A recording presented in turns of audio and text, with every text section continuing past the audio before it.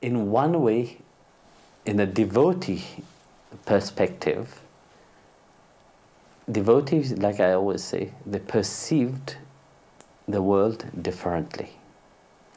And for other people, they perceive the world opposite to that. You know? So let's look at it from a devotee perspective. You know, the devotee perceived the grace of the Guru and God in their life at all times. So they made a relationship that everything happened through grace. Without grace, nothing happened. Especially when you are aware of kripa. You know, that kripa means grace, which Guru and God give to one which is ready. And of course, from the devotee point of view, everything is in the hand of Guru and God. And of course, whatever happened, they will perceive that blessing into that. And of course, a devotee, they don't see things in a negative way. They see it in a positive way. So even if something happened that they can't handle, they know that behind that there is a deeper understanding, a deeper learning. Of course, life is a learning process. You know, until you go out of that cycle of birth and death, you know, until you rise above that, of course it is a learning process. And from a devotee point of view, they perceived the grace of God in everything, which is wonderful. You know, and this is a grace which not everybody have. That's why they say that, yes, whatever happened, it could have happened worse. Because they know there is worse thing than that. Logically, even the mundane people know about that. But logically, yes, there is worse thing than that. But because they are protected by a certain grace, maybe they feel it also, that something have to go through, one have to go through that. You know, and but yet the divine is standing by them. Of course, then they praise the Guru and God, grace with them. So in that context, yes, Guru and God, the grace is amazing with the devotee. You know, what a blessing it is. You know, very often people don't realize that. You know, but those who have experienced that, you know, but in their life, you know, they know their life before, they know the life when they have that grace of Guru and God with them. What is the different? When you look at your life itself, you see the different. When you were standing into the world not knowing that they were there with you, and when you stand now into the spiritual field, that you know that they are with you. Yeah. So you can see the difference between the two itself. You know? So it is the right attitude to always be reminded that Guru, the grace of Guru first is always with you. And through the grace of Guru, you have the grace of Bhagwan himself. And what come to my mind, you know, how Guru protect, you know, it's amazing. There was a saint, actually, by the name of Sahaja Bai, you know. Sahaja Bai, I think, I'm not so sure about the name, but it's such a beautiful story, actually. She was one day standing, you know, in front of her house, a small hut. She was in a different bhav and different mood inside of her. As she was in that mood, Bhagwan, now Lord Panduranga, appeared to her. But she didn't give much attention to him.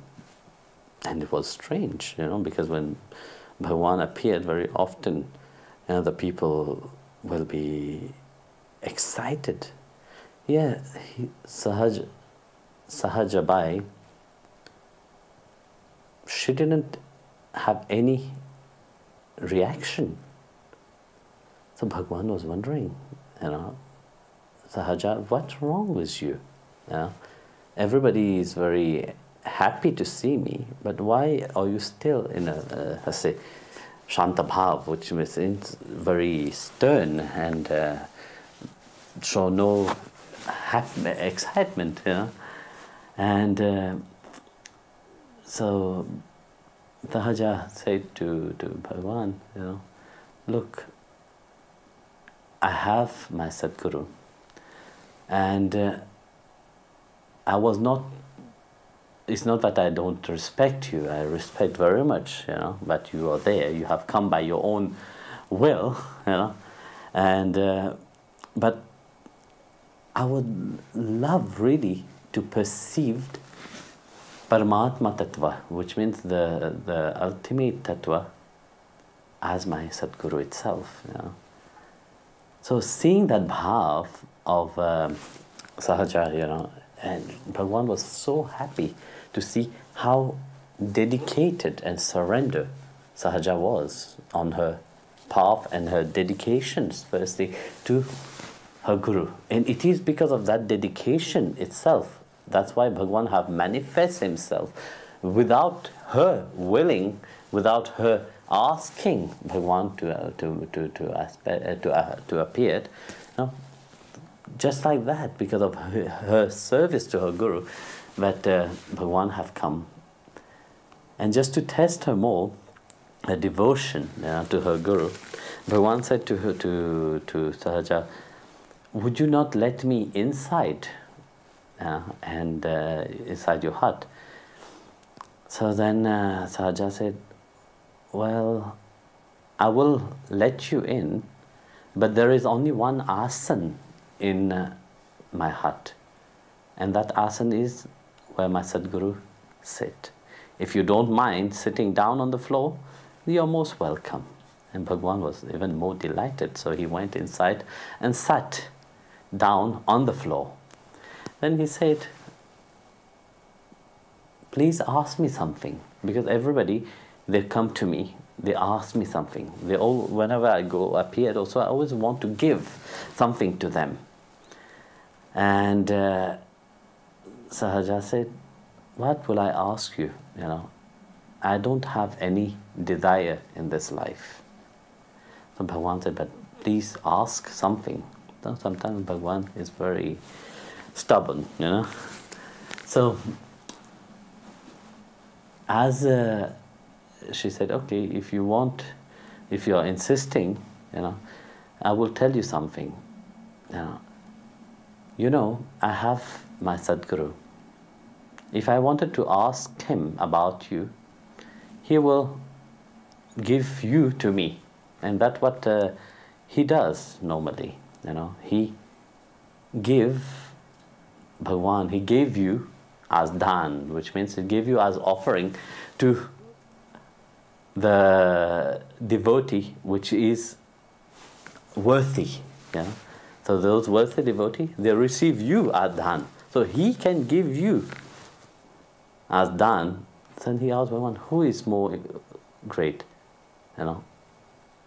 You, Deva, or dhan itself? So the Deva is, the Lord said, but was very happy to see this devotion, and said, as you really want to do something, you have to understand, by Sadguru, you as Bhagwan, you give problem to the people.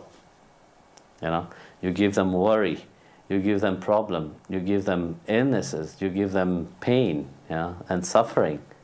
But the Sadguru is merciful. He remove all what you give. You give suffering, he come to remove all the suffering. You give endless life, he remove them from the cycle of life and death.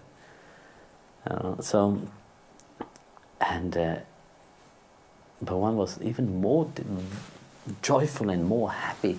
Said, I will do whatever you ask me. Please ask me something. Said, okay, fine. I will serve my Sadguru, and I would like you to fan him while he's eating. And this is what Bhagwan does, and start fanning, the Sadguru. So this is one of the stories that we see, that when one have devotion, really, even the most impossible things become possible. How much you are surrender to the feet of the Guru, Bhagwan also will show that much of surrender. So coming to your question, but you ask, about about the explanation whether when something happened, whether the grace of Guru is there. Yes, with the devotee who have taken shelter to the feet of the Guru, they have that grace with them. That's why you have to take shelter. No? So even the most things which terrible things which are meant to happen, Guru can change it. So surrender to the feet of the Master with love and devotion. Let your mind be upon the feet of the Master. So then you will experience sincerely, when you, as much you are sincere in your spiritual path, then you will experience that grace which Guru and God have given to you.